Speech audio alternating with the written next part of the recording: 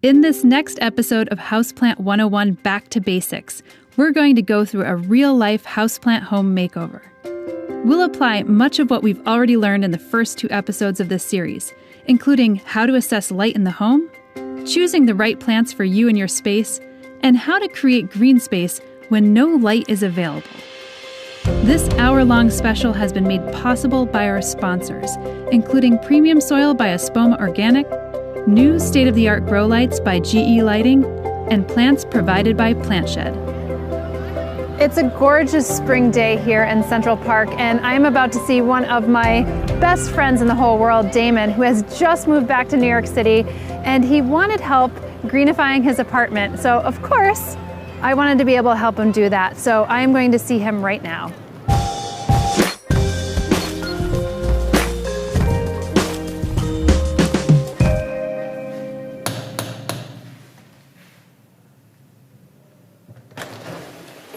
Hey there, Hey, nice how to are you? see you. Come in. So good to be back. Great to see you. Come in. It looks like you have some more plants since last I saw you. We got a thing or two. Come take a look. Yeah. This one's new. This is new. Yeah, an old friend of mine just donated that. I took it. Yeah, I love these finger-like qualities and how they unravel. Yeah, this has actually just been put into a new genus called Thaumatophyllum. So congratulations, you have like a new genus. This is fantastic. We might have to talk about leaving it here or not. We'll figure out where it goes. Damon is a philosophy professor in New York City. He also happens to love playing classical piano, which really is the centerpiece of his home. Now that he's in New York for a while, he wants to breathe new life into his space with a little bit of green. I sat down with Damon to talk about his goals for greening up his space. Well, I love this space. The space is really built around the piano. And so that's the starting point. And then from there, what would make it feel livable also? And I think having living things in it would be a good first step towards that. It's been this way for several years, and I want to bring in a new energy to it. I want it to have a real different feel. The plants I have here are more symbolic value. They're things that, have a place in my life. There's a little story about each one. In a sense, what I want to bring in is something that makes me feel like I'm not so far from nature, that I'm not stuck in an urban environment without any recourse to something green. Yeah. Just to have some living thing in a room, it changes the room. It's like having a piece of art or a dog or something. Yeah. Right now it's a little bit sterile. Yeah. Well, let's have a little bit further look around. Actually, I'd like to take a look at the type of light that you're getting here, and because I think a lot of people can relate to the fact that, oh, I have a window in at least one part of my house, but I don't have much light in the other part. But this, to me, it feels a little bit more like my light in my kitchen, which is a nice gentle light. Have you ever noticed any kind of like harsh sunlight coming through here or no? As we move into spring, as the sun starts heading further north, when it rises, we get an hour or so of sun coming in, maybe a little bit more. Right. But mainly it's a fair amount of reflected light and ambient light, Yeah. and almost no direct light. Okay, great. So you probably just get a nice lot of moderate light, and so getting moderate light plants versus like your poor crassula. You might not want to get too many more succulents in this window, but right now, this one that you have over here, this is called a Schlumbergera. I believe it's a Schlumbergera truncata. It's an actual type of cactus, but not like the typical kind of cactus that we all know with like the spiky glochids and things along those lines. This is actually a jungle cactus, which sits in the understories of trees. So the fact that it gets a little bit more dappled light, and the fact that you're getting it to bloom all the time, even if it's at weird times, tells me that that plant is probably happy, and that would be the exact type of plant that I would try to fit in an area and in a window like this, if that's the kind of light that you're actually getting. Well, then we just need some trees to go over it, and we'll be fine. Yeah. You are like directly like between north and east, so you are going to get a little bit of that sunrise. North generally means that it's a lower light area, but with that east, you're kind of saved because it gives you a little bit more, I would just guess, moderate light. And you're, of course, having to work with some of these buildings outside, which might actually obstruct some of the light coming in. But I have this parameter. So this actually checks the photons of light coming in, because the way that plants at least see light is a little bit different than us. So it's for us, the blue and the red ends of the spectrum actually look a lot dimmer, whereas to a plant, they could actually utilize all photons of light. So what I'm going here is I'm measuring this in unit moles per meter squared per second, and this is around 100, 111. So this is kind of in the kind of indirect to moderate light range, which is really good, because if this was just a northern aspect, you might be in really low light range, and that would restrict the kinds of plants that we could actually put in this window. That makes sense. Now, as far as care, because I know you do travel some here and there. I travel quite a bit, and so I'm only here about half the time, and usually I'll have someone in my family or friend come by and just water everything once a week. Okay, once a week. That's really my care pattern. Okay. I'm happy to fertilize periodically if I knew what to do, but in terms of steady state care, once a week is really what's available for my lifestyle. And this is like really good to know, because now we have a sense of like the lighting here and then what your schedule is. Because if you're a once a week kind of guy, then we don't want to get anything that's like too high maintenance. Yeah, I think that's right. Should we take a look at some of the other spaces? Great. The nice fellow who sold me the apartment was also the architect who remodeled it. Yeah. And when I got it from him many years ago, he'd done this with a window, which was terrific, with these very plants. So the same plants? The same and actual How many years ago was that? He probably put them in almost a decade ago. Oh my God. It's been an extremely long time, but he put some kind of special soil, I think, in these plastic cups within these planters. And they're lined up so that when you water one, it drips down into the others. Yeah, I see. And oh my God, these haven't been like... They haven't been moved. Yeah, for so long. For so long. Look at this. But they've survived. Yeah, and these are really, which is just terrific. I think this is I love these. It's such a great use of an interior window. Yeah. Like, this is a pleasant place to look now instead of looking out at a building. Yeah, exactly. Well, you know, I think this is also a testament to the types of plants that he used here, and I don't know if he had some prior knowledge to this, but this is a Philodendron hederaceum. These are devil's ivy, Peperomia aureums, which are just survivors, really easy. They sprawl all over, as you could see. We might actually, I might suggest actually trimming some of these depending, because they will bush out a little bit more if you trim some. I just like this being as green as possible. So it doesn't need to be manicured for a certain style. Perfect. But I'm also worried that at some point, like, are they on their last legs? So whatever we need to do to make them healthier, greener, bushier, would be lovely. So let me show you this over here. Yeah. Under these cabinets you see here, this is a region where, as you're coming to the apartment, it would be great if it felt kind of like more forest floor, because you have that, just that sense liminally that there's kind of green underfoot. So I'd love to do something almost ambient here. Yeah. And these are real candles, then. They're not the ones that kind of like are, you know, fake candles. So these are real candles with wicks that are hard to light and everything. And real stones. And yeah, so that's a region something could happen in. That's fantastic. Yeah, I love the idea of like feeling like you're walking through a forest, especially if you could get the candles to light too. It might feel like a little fairy forest. Exactly. Should we go see the kitchen now? Great. So you do have a little window in here, and you have some plants. Yeah. These guys also are troopers. They're on the same once-a-week treatment that everything else is. Okay. This guy's kind of fun because he just explores and goes wherever. This is a clivia. These are actually get some really beautiful flowers. It's native to South Africa. This could probably appreciate a little bit more light, because it's a little bit darker here. Yeah. Only because you're in this kind of like alleyway right here. And yeah, this is again your devil's ivy, the pothos. This is a trusty, reliable plant for your area. But we could see, you know, a little bit. Do you cook at all? I make peanut butter and jelly. Well, sometimes just peanut butter. Peanut butter on a spoon. You know, I get a lot of water out of the tap, though, so I'm in here for that. Okay, well, we'll see if we can maybe, you know, change your mind. Because there are some really interesting, like, kitchen things that we could install, you know, that have some herbs. And so maybe it will inspire you to cook a little bit, you know, get a pan and a little olive oil, a little salt. I can imagine that happening. Okay, we'll try that. Yeah, so you do get a little bit of ambient light. Now, this will probably be a little, obviously, less light because light diffuses. So if we were to do anything here, it would have to be some like lower light plants, but would you be open to that? I'd love to have something here, both so that when you walk by, you kind of have the green, but also when you're below looking up, it's neat to think that the forest continues. Yeah.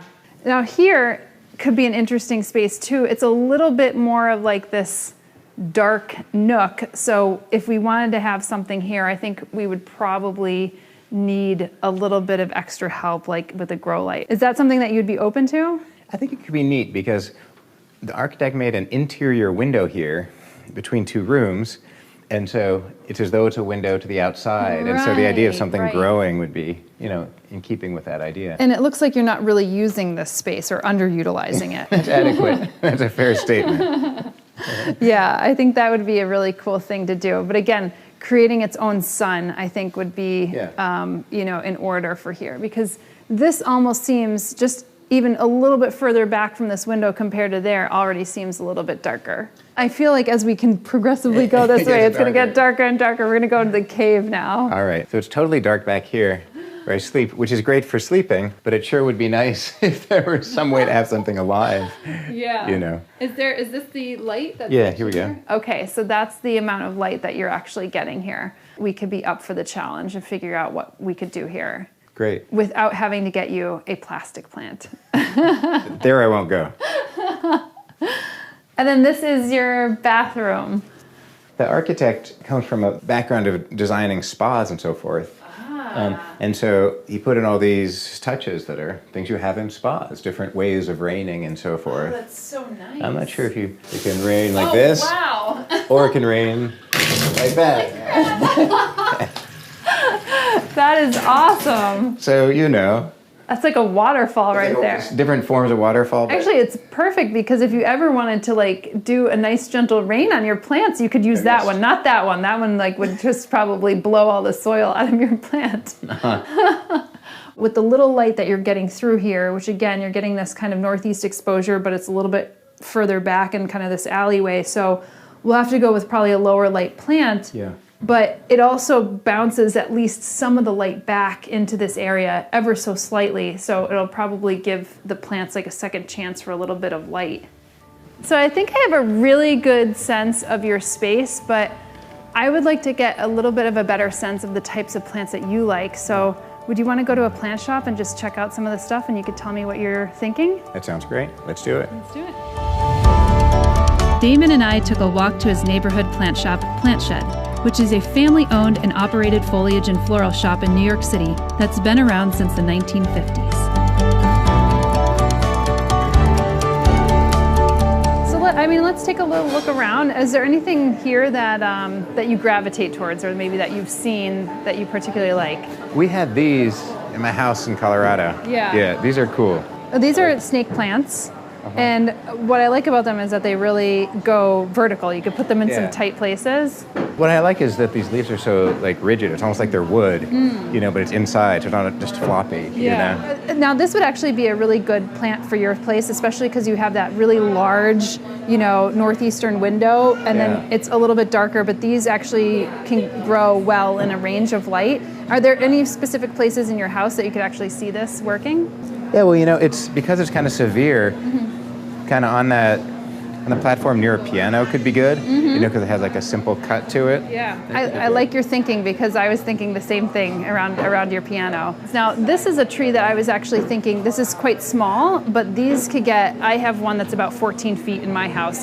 I was thinking that this could be a great possibility. I know you want like a redwood or a spruce tree would be nice. in your house. It might be a little challenging, but this is a Ficus lyrata, this is a fiddle leaf fig, and oftentimes these are what people get when they want a large tree, and you have such a high ceiling that this could actually grow into something to be a veritable size and could have like quite a span of canopy too as well. So we could see if they have something that's a little bit larger there. Get a sense for what that looks like. Yeah. Are these succulents? These guys? These are succulents. And that requires a lot of sun. Yeah. So that's not. So we're not in the succulent game. I would say that if you were to do succulents, I don't see anything that might be here, but you know, Haworthia or Gasteria might be there, a little bit of a darker succulent that might be able to be right in your window. You do have a crassula, like that jade right in your window, and that's a succulent. Right. But those I would definitely be putting right up against your window. The jade's not terribly happy all the time. it could enjoy a little bit more sun. Now these might be a little bit of a harder one for you, but these don't require a tremendous amount of light. And I was thinking something like this to create that, like a jungle vibe in your bathroom. Something really dense like that, with a kind of black stem. Yeah. Just like layers of it. Yeah, and then you can see that they're quite small, but... Oh, I see.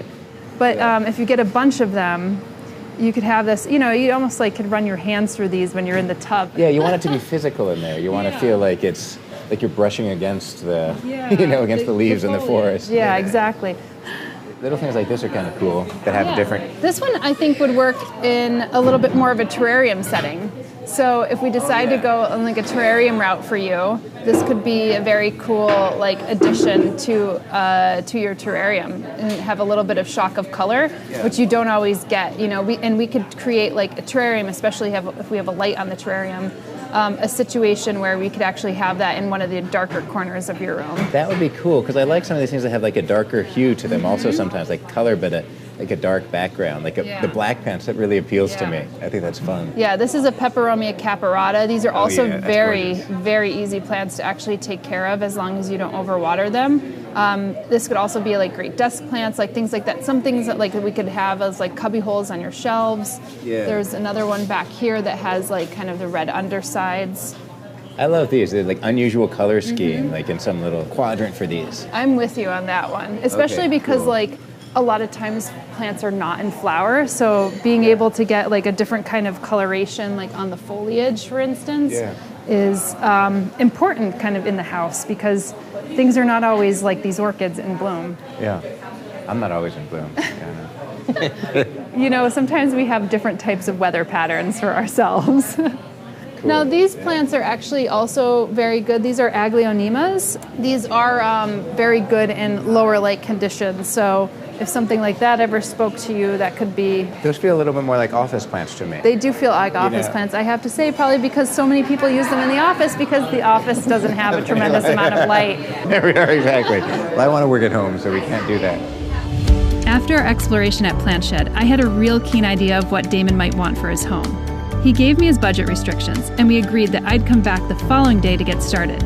I will only have 5 hours in his space, though, before he comes back home, so I should be able to get a good start on greening up his space, but we'll see how much I could get done.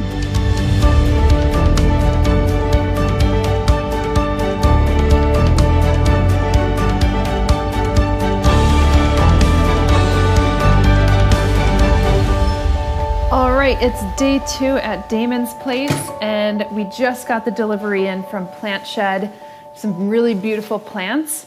We are actually constricted by the size of the elevator, so even though I really wanted to get a larger Ficus lyrata, a larger fiddle leaf fig, because his space could definitely use a large plant, this was about the size that we could actually get into the elevator. So he'll just have to be patient and watch the Ficus lyrata grow, and it will grow, because he has really perfect light for this. Northeast exposure is actually better than the light that I give my Ficus lyrata at my house, because mine's close to a southwest facing window and actually gets burned all the time. So this will actually be good for him here. So I can't wait to see this grow.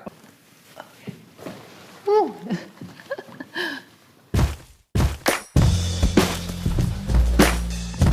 So I got these really nice pots, and I thought that we could actually do some greening up on this shelf space, because this does get some ambient light, not a tremendous amount.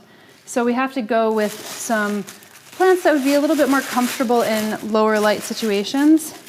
I'm definitely going to go with Scindapsus pictus, which is silver pothos, or otherwise called satin pothos, because I know from my experience in my home, that's actually growing in the interior of my space, and it continually grows with surprisingly little amounts of light. And because, again, this is an ambient light, this is a northeast facing window, you do get a little bit of a flood of it. It's not going to grow a lot, but it will be fine, and I think will thrive in this section. But of course, we'll have to see. I'm going to treat this a little bit more like a cashpo, so just a decorative planter, and we'll just have this guy sitting on top. He's a little bit tall for this one, but I think as he starts to spill down, because it is a little bit more of a hanging plant, you're not even going to be able to see the nursery pot that he's in. So I'm going to be planting up some Rhipsalis, and this is a type of epiphytic jungle cactus. So Damon already actually has jungle cactus growing in his window. He has a Schomburgera, which is a Thanksgiving cactus. So I took cue from him because that seems to be doing pretty well, and I know from my experience that Rhipsalis actually grows well in my house in lower to kind of indirect light conditions. Again, because this is like growing in the understories of forests, and so it's getting a little bit more like dappled light. So we're going to try these type of Rhipsalis out upstairs in his bookshelf. But because these are epiphytic, they have a little bit more of a well-draining mixture. So what I'm going to do in this planter is I'm going to take some Espoma organic potting mix, just regular potting mix, and some of their perlite, which is more of a puffed volcanic stone, which I'll show you soon, and a little bit of their biotone starter, because this is just like a little bit of natural plant food that it has like some helpful bacteria that you could use in when you're potting plants. And because these plants actually came to me through the mail, I just want to make sure that I'm giving them a little bit more of a better opportunity at growth. So I'm just going to pour in a little bit of the potting mix and a little bit of this perlite, generally just like a little bit more 1-to-1 ratio. I can always add a little bit more. I'm also going to add a little bit of this biotone. Just a little sprinkle is going to be perfect. So I'm just mixing this up and getting this nice consistency here. And you'll smell a little bit of the aroma of the biotone, which has this like kind of earthy, organic kind of smell, if you will. So I'm just going to take these out temporarily and just fill in a little bit in the base here, just so that there's at least about 1 inch or 1.5 inches to 2 inches of soil down below for the Rhipsalis roots to grow into. So put this right in here and lay that in. And now I'm just going to add a little bit more of this soil mixture in here. Again, this perlite actually helps build up a little bit more of the aeration of the actual potting mix. Now, if you just use the potting medium, that is fine too, but if you're somebody who has a tendency to overwater, then I would just err on the side of having something that has a little bit more of aeration in the soil, and perlite does just the trick. I'm going to switch over to my handy dandy spoon. Just really love using kitchen utensils to do potting. I feel like they are sometimes a little bit more effective, especially for smaller plants, than sometimes the trowels are.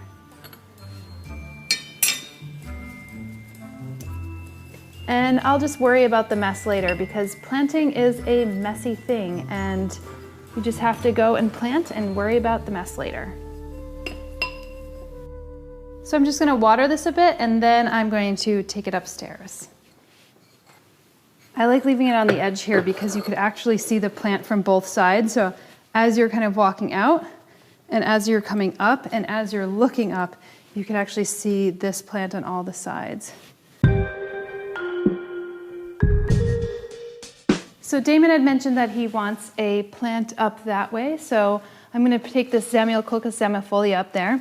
But I didn't get any planters or many planters for the plants that we have because I wanted to see really what their size was. But I did get this kind of basket here. And I have a little water tray down below. And this is kind of like a really affordable way to actually plant plants instead of actually getting a large, ceramic planter that could cost a pretty penny. And I find that these baskets actually look really good. Sometimes they're folded, so their shapes might be a little odd when you actually take them out, as this one is a little bit odd. But they start to actually round up, and this is kind of a good way to display a plant. And we're gonna put this over by this light.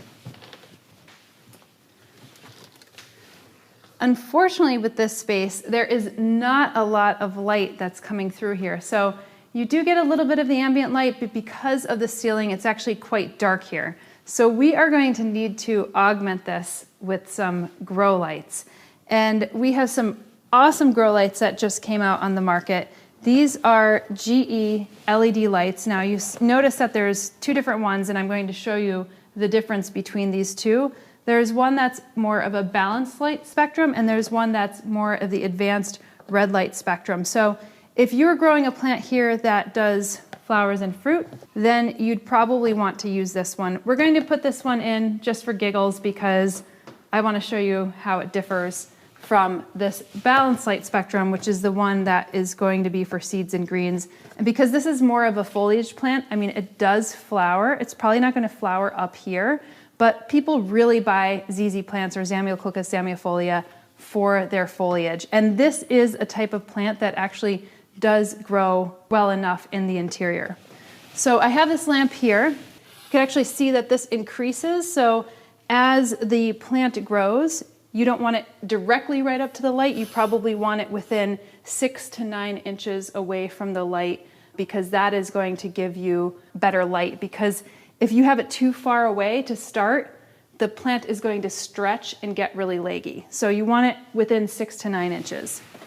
So let's use this one first. This is for flowers and fruit. This is the advanced red light spectrum. I like actually how it's all cardboard packaging, because then you could actually recycle all of that. And then you'll notice that this light has a little bit of a wider base. So this is probably about 3.5 inches, just so you know, because a lot of lighting fixtures don't have this flare. They're a little bit thinner. Okay, so that's pretty tight. So you can see this is giving off a little bit of a red light. And again, this is for seeds and fruit, but this is actually quite reasonable. Now I have my par meter here. I'm going to hold this up because I am curious actually what the par value is going to be for this. Wow, and you can actually see that this is up to around 2,000. It's kind of bouncing between 1,500 and 2,000 unit moles per meter squared per second. So this is actually almost basically full sunlight that you're giving these plants. As I pull the par meter away, you could see that this is already going to be moderate light, which is actually going to be totally fine for the ZZ plant. I'm going to turn this off. Now you can see the balanced light spectrum has that same shape. I'm just going to screw this into the lamp. The other good thing about LEDs is that they might be a little bit more expensive on the front compared to incandescent light bulbs, but LEDs are just more energy efficient over the long term. And you don't want just an incandescent light bulb. That's not going to be powerful enough for a plant. So you want a proper grow light. There you go. Now this is a little bit more of a warmer temperature, which I think is probably going to be the way that we want to go, because this is in a living space. So I'm going to hold this up, and you could see that very similar. This is actually closer to 3,000 when I'm holding it up. So it's kind of bouncing back and forth between 2,000 and 3,000 when I'm holding it directly up to the light. And I actually really like the look of this light. So sometimes when you have grow lights, they kind of have that like purplish or bluish hue, but they're just getting better and better. And this GE light is absolutely perfect to have in the home. Yep, so if you have it at this height, it's getting a bit more moderate light, and we'll actually probably see over time the ZZ plant kind of trailing a little bit more towards the light, because this is going to be a stronger light force than actually that window way over there.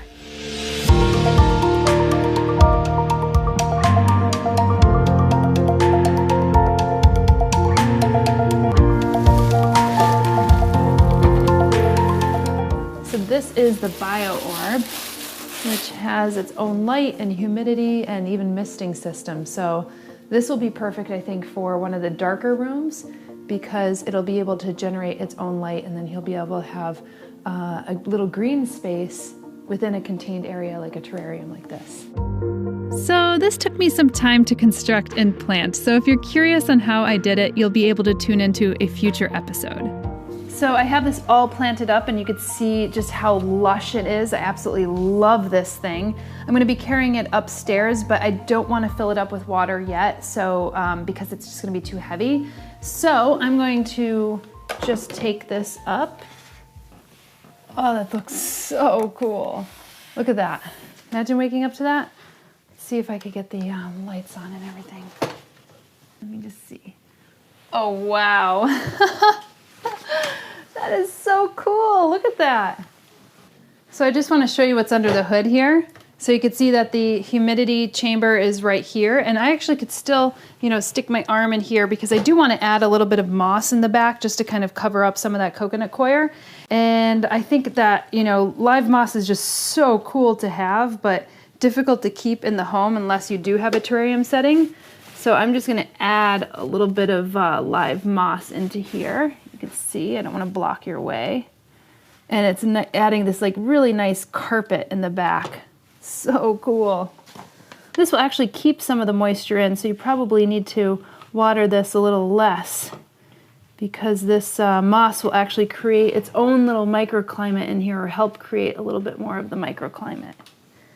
And there you have it.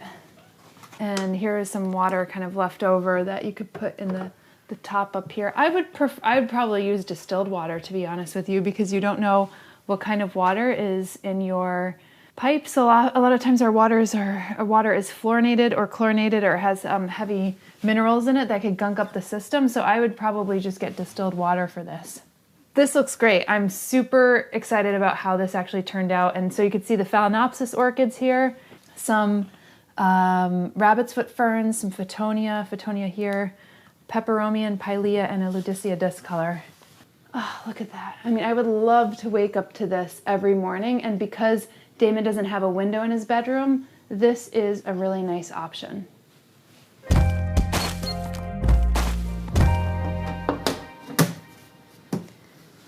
So Damon doesn't have a tremendous amount of light in his kitchen. He does have a little window here, but it's kind of in an alleyway. So I thought it would be a really good idea to get him an herb garden for his kitchen. Now, he doesn't do a lot of cooking, but I'm hoping this maybe inspires him to do it a little bit. This is one of the better units that I've seen. Unfortunately, this is just in beta right now. So this is by a brand known as Ecosystems, IKO Systems, and this is Okavanga. And they are probably going to be doing a crowdfunding campaign for this. But if you like what you're looking at, like I like what I'm looking at, then sign up for their newsletter because this is super cool. I just love the wood finish, and they have this kind of magnetic glass up here that you could take out. And so if you have a pet that happens to like to go on your countertop, this is great because it kind of keeps the pet away. It is magnetized also here. So you could actually, that's where you fill up the water, right around here, and it goes down into the base right here, and also works by capillary action, very similar to what we saw with the BioOrb. So if I just take this off, you could see that this little micro tomato has this little ceramic, almost like hot dog bun, and the water comes down here and soaks up, and the plant actually soaks up the water, so it's in a soil-based system, which is kind of cool. And again, this keeps actually the humidity going in this particular device as well, so I really like the way that that looks. Now, he already had this pothos growing here, and I kind of want to take a look at where this is going because I see that it's draping down here. Oh my goodness, I don't even know how I could get down there. I'm way too short. Maybe I could get it from this side. Ow. Oh my God. The other thing we could do is clip this, and then I could put this into some water and then propagate it from there. I think that's going to have a better chance doing that. So I'm going to clip this at a 45-degree angle, and this will be the clipping. That's a really nice sturdy plant right there.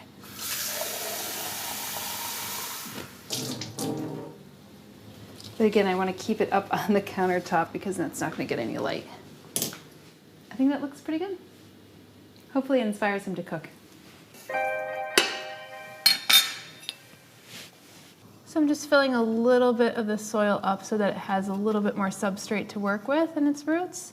And again, I have a little bit more perlite in here because I want this to be airy so that the roots are not asphyxiating in here. Let's see what's happening in here. Okay, wow. Wow, look at this. When I say it's all roots, take a look at this. This has no drainage either. So this has been, just goes to show you how resilient these plants are, because he says this has probably been growing in here for about a decade, which is unbelievable. So I'm just going to do a little gentle fertilizer. This is Espoma's organic indoor fertilizer. It's super gentle. You can see it's only 222, nitrogen, phosphorus, and potassium. So you're not really going to over fertilize anything. But basically it's 1 per pour per quart. So you just do a little shake and you pop open the top. And basically it's 1 pour per quart. There's a number of bacteria back here, very beneficial bacteria. So that gives a little bit more of life to the soil or the substrate that the plant is in. And since the soil substrate is already wet on the inside, I don't have to like thoroughly wet the soil. Because typically what I would want to do is put in enough water so that the water comes out from the base. But after having checked a lot of these plants are already pretty wet. Because this is a little leggy, what I might do is actually just give this a good snip up to about here. And this one doesn't even have leaves, so I'm going to snip that right up to the edge. So I'm just going to continue to work on this just a little bit longer. And after I finish that, we'll be pretty much ready to kind of show Damon a little bit more of the layout that we have. Not everything is like exactly ready because we still have to go and get some planters, but I think it's going to be ready enough, at least with the placement, so he could see whether he likes a little bit more of his houseplant home makeover.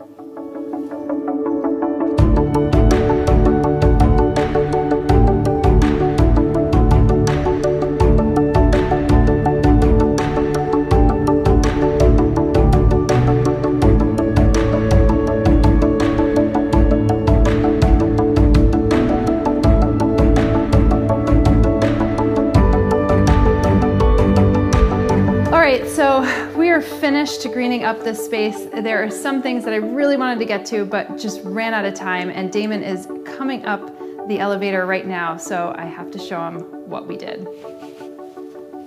Come on in. So what have you been up to? Oh my goodness. Well, I have to say it was a lot of work and a little bit of time, and we really tried to stay within your budget, so it might not be everything that you wanted, but there's going to be some things that you want. I'm excited. Let's see what you got. Awesome. These are something you're going to be very familiar with. These are Peperomia aureum. These are the pothos that you have growing in the kitchen, growing in the back over there. I did put a bird's nest fern here with one of the planters, which is a lower light plant. It's called a bird nest fern because of the way that it's structured. But these will eventually start to vine out, and then you're going to have that kind of woodland look that you were looking for. Got it. So it's the same plant exactly that I have in the other places, so it'll handle this kind of light, yes, this low light, and the infrequent watering. Yes, it should be fine. And I actually I didn't repot them. I actually kept them in their nursery pots. So if you go down here, you could see that they are just in the pot itself.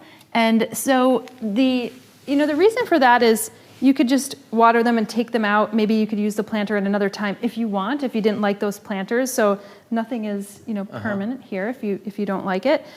But I have them in their nursery pot, and it's sometimes nice to do that because sometimes plants need about 2 weeks to acclimatize to people's homes. Got it. Now, pothos is a little bit easier to acclimatize because they're so, as you've seen, they can survive me. They survive you, so they can survive just about, the coming apocalypse. We did kind of green up this little space here. Yeah. So you may recognize your clivia, which was actually in the kitchen. I pulled it up here because I think it's going to be a little bit happier with more of a northeast facing light.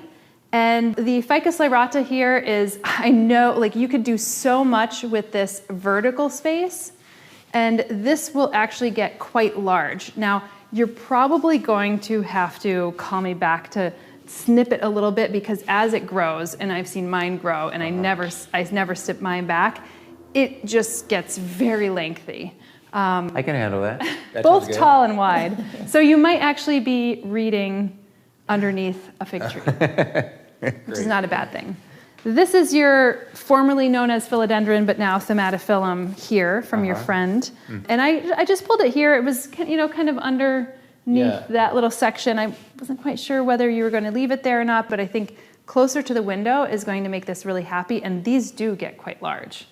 Does it make a difference to have these guys getting that direct sun for an hour in the morning as opposed to even on the other side of the room? Or are they kind of happy regardless? Yes, because the light comes in this way, right? I think it's going to really like that, especially because morning light is a really nice, gentle light Typically, if you were in, more of the southwest facing direction, you would get kind of a little bit more of a hot afternoon light, and that could actually burn these plants. But that morning light is going to do these babies really good. Okay, great. This is a peperomia. So these are Peperomia obtusifolia variegata. So these are a semi-succulent plant. These are diminutive plants, so they are not going to get quite large. Got it. So they're going to stay relatively compact. They might get a little bit longer, and sometimes they get a little bit more architectural as well. But for the most part, they're slightly slower growers. What's the watering for these? Once a week is going to be totally fine for these guys. For all of these, do you just water them like until some water comes through to the tray, and then that's how I know it's enough? Yeah, that's a really good point. Just watering so that it waters like really thoroughly. Now, you'll get a feel too, because, one of the ways to feel it is like you get a sense of the pot and how heavy it is when you actually water it thoroughly. And then if it feels a little less weight than typical, it's almost like developing a sensitivity for it, yeah. I see, so this has its own saucer there. So I'll see the water run up. Yeah. How about something like this? So this is in its nursery pot. So this is in the nursery pot. So what you would want to do is just water this thoroughly, and there is a basin underneath this, between this and this. All right. And you want to see the water actually go through to the bottom of the basin. This doesn't have a hole in it, so there's going to be no water that falls onto your hardwood floors. But what you want to make sure is that it's not necessarily sitting in water. So if you feel like you've watered it thoroughly and you see water in the basin, you could actually remove the basin and tip the water out, because you don't necessarily want the roots sitting in the water. Got it. However, if you get really good at watering it till it's about 3/4 of the way filled with water, like meaning that the soil is about 3/4 of the way filled with water, is going to be better for this particular plant. Got it. So the basin is just there so I can dump out water if I overwater. Exactly. You don't want to put so much water that it's like kind of sitting in a puddle. I wouldn't do that. No, you wouldn't do that. It's like a baby in a wet diaper too long. So here we have some more peperomia, and then we have a little shock of color with the orchid. And these orchids are going to be very happy here because they do need a little bit more light, and then if it's a little bit cooler towards the evening hours, do you like turn the heat down at all if it gets too hot in here? Or? The building's in charge. Okay, the building's It's on all the time in winter and never in the summer. So these will reflower better if it gets a little cooler at night. So that's having it a little bit more towards the window where there could be a little bit of a draft could actually be good for these. Now the way to water, you'll notice that it's in this kind of like little plastic container. The best way to water these is like once almost every 2 weeks, where you just let the tap water, if you have, or filter water sit, and then you dip it in the water and let it sit in there for like an hour or so, and then pull it out and then let it completely dry out. You could also maybe you do that in here, but you don't want to, again, sitting in water for too long. You'd want to actually pour this out. So that's a little even less frequently than you're probably watering your plants. Got it. We got one of your snake plants that you're talking about. That looks great with the piano. So this will get larger, and it might even flower. It might not flower in this light. I'm not quite sure yet, but they do get like long stalks with inflorescences, which is kind of like just interesting. Separate from these? New stalks come up? Yeah, another stalk will come up with a little flower on top, or like a stalk of flowers. We have just a really neutral planter. I stayed really neutral with the planters, just kind of like gray, matte, white. And you could move this around, but I think having one next to your piano is quite nice. I just didn't want anything hanging over your piano. God forbid that it gets like goo on your Steinway. Exactly right. The goo has a better use than being on the piano. Yeah, exactly. This, I didn't change so much. In fact, it might not look as green, but I did take some old stalks out of this. So some of them were pretty leggy, and so I just kind of cut them back and manicured them a little bit. Pretty leggy, you said? Yes. It's leggy if it has many stalks? Well, it has like, a long stalk without any leaves. That's pretty good. Yeah. But you might actually see some of them bush out. I did change out one because this one actually had no plant in it whatsoever. It was just sitting in a pile of wet soil. And it looked like it had a plant in it because one of the plants was trailing down. It's over it. So I just switched it out with the Syndapsis pictus. But you could actually see how this one's like really bushy compared to these that have like started to scramble. So this is just a young version of the same plant? Actually, no, this is a completely different genus. This is Scindapsus pictus. It's otherwise known as satin pothos, but it's actually not even in the same genus. This is Peperomia, and this is a Scindapsus. Totally tolerant to lower light conditions in the same way that Peperomia and these philodendrons are. And since they've done well enough here, I decided that like you could go with a little Scindapsus and actually see if that works. If for some reason it doesn't work, you could always get another cutting of an Peperomia and actually put it there. But I'd like to kind of trial it out, and it gives it a little bit more of kind of like a just different variation. The other thing that I did over here is actually fertilized.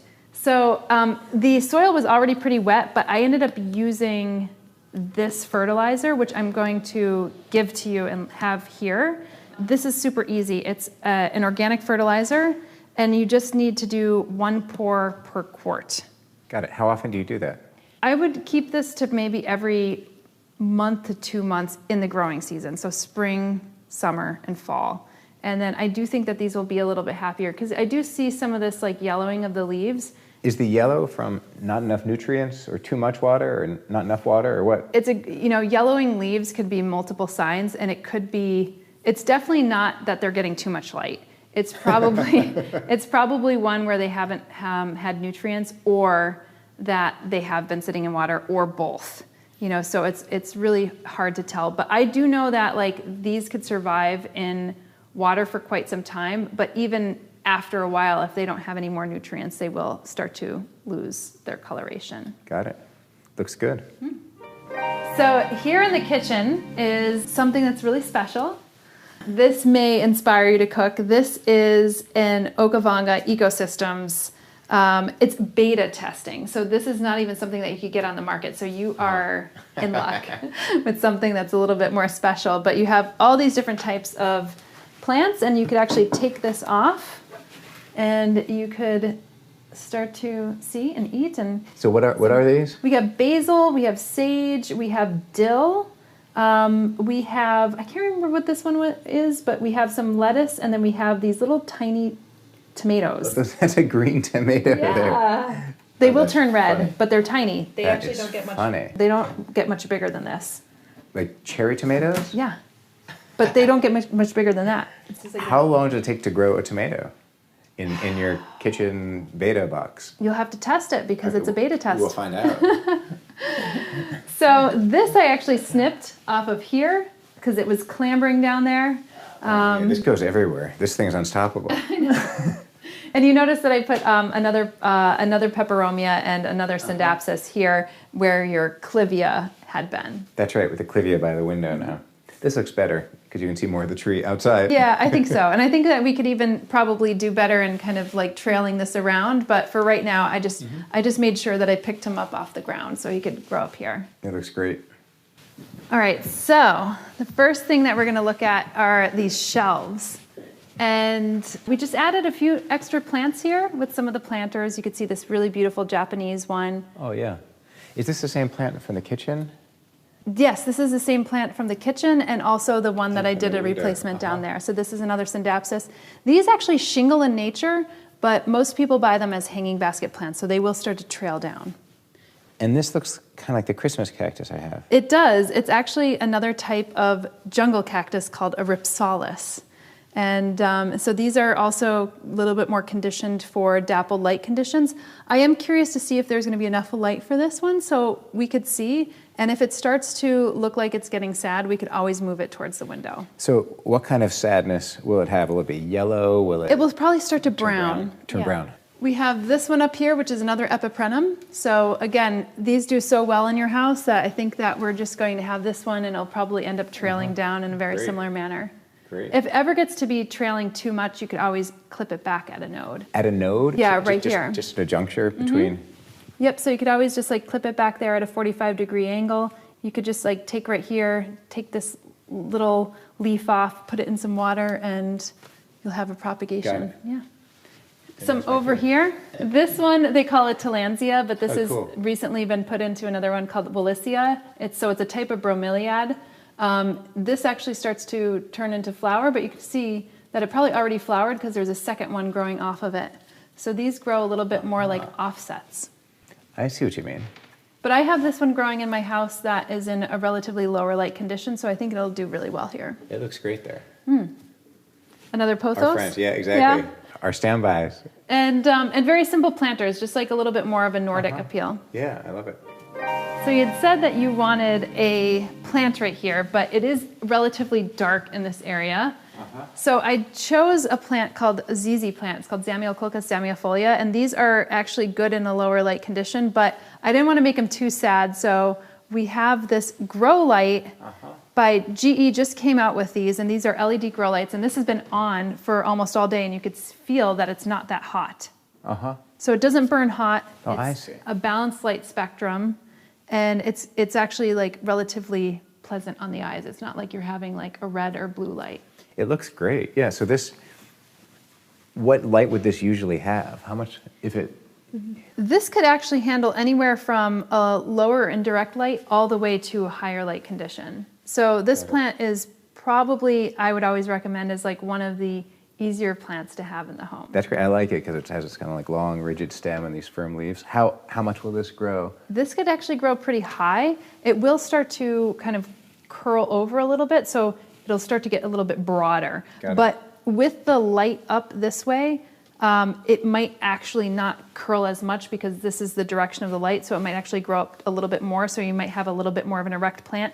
And as it grows, you want to keep it around 6 to 9 inches away from the light, so as it grows... Just lift that up? Yes, you could just lift that up. Okay, cool. And what's this here? Oh, so this is like one of the best ways, I think, you know, just keeping within your budget instead of like having to buy planters all the time.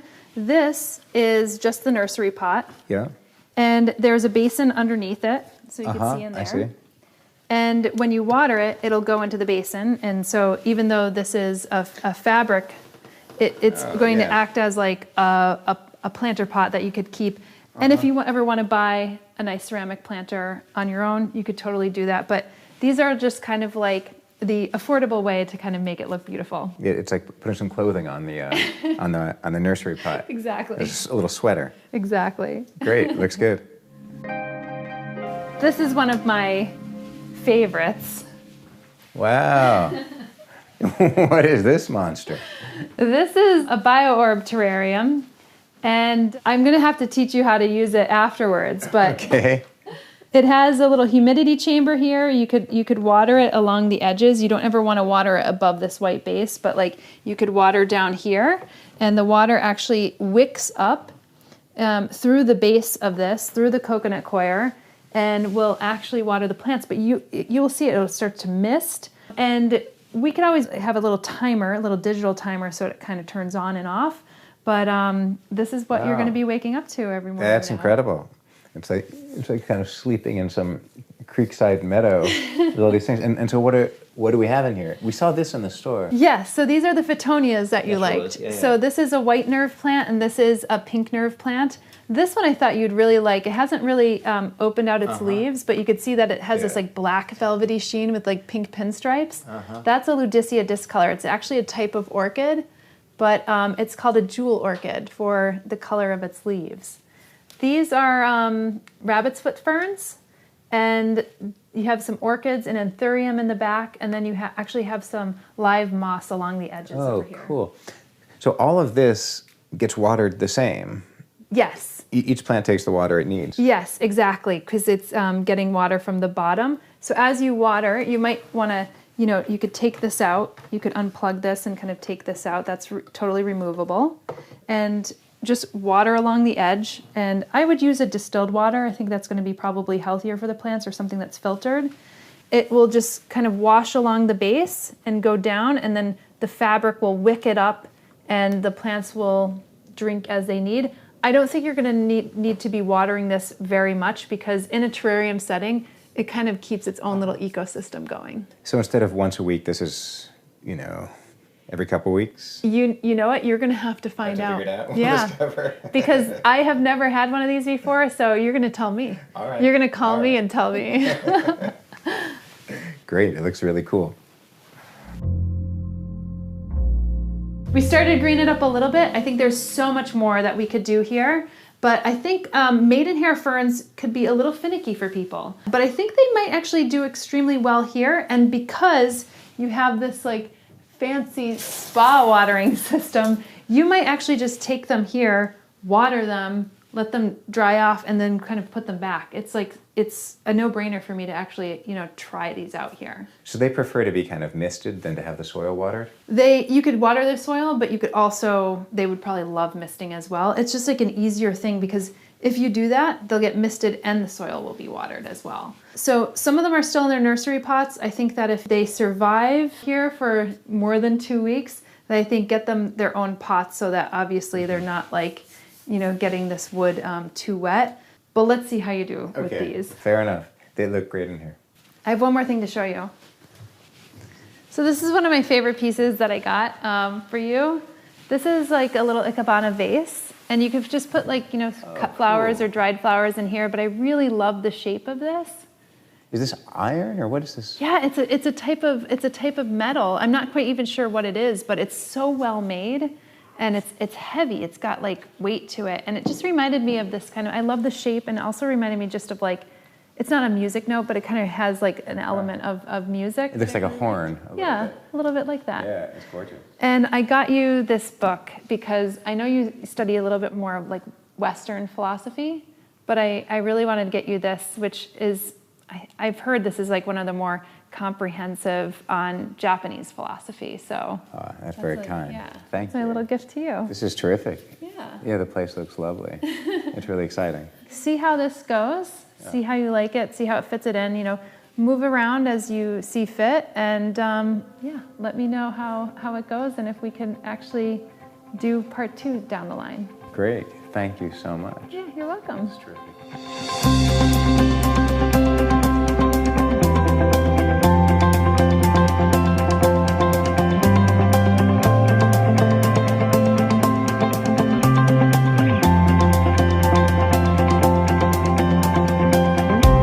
Let me know if you were able to apply some of what we learned from this episode. Share your experience with your own space in the comments below. In the next few episodes, we'll take a deeper dive into watering, fertilizing, pest management, and more. And if you like this video and want to see more makeovers, then give this video a thumbs up. And be sure to subscribe to the channel. And if you want to be notified as soon as a video is uploaded, then click on the notifications bell. And as always, you could follow me on my personal journey on my Instagram at Homestead Brooklyn and on my blog at homesteadbrooklyn.com. It's so funny because you have such a ginormous place. Like, there could be so many more plants that we could fit in here to make it look green. Because as I was starting to put them, I'm like, it doesn't even look green. Yeah, that's right. The ratio of gray to green to get that much green in here would take a while. Like, oh, we could just like, you know, and the thing is you want them like already like grown out. I almost like feel like I need to bring my plants in here and like throw them in. Well, you're used to your place, which is like covered, you know, you can't see any wall or ceiling. Yeah, this would be that way, I think, in about 25 years. Yeah, you know, a little just bit. Water the apartment. You have a really big window. It could be sooner than that. Yeah.